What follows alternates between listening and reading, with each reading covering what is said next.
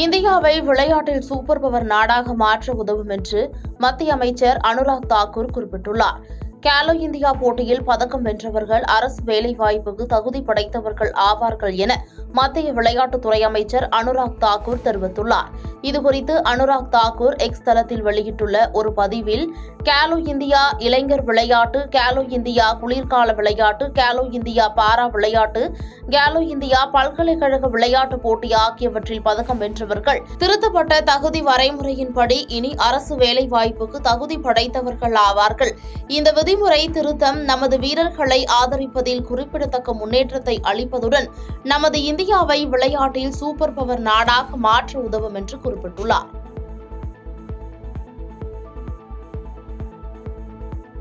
பாதகம் செய்பவரை கண்டால் நாம் பயங்கொள்ளலாகாது பாப்பா, மோதி மிதித்து விடு பாப்பா, அவர் முகத்தில் உமிழ்ந்து விடு பாப்பா. அண்மை செய்திகளை உடனுக்குடன் தெரிந்து கொள்ள இணைந்திருங்கள் இயம்நாடு தொலைக்காட்சியுடன்.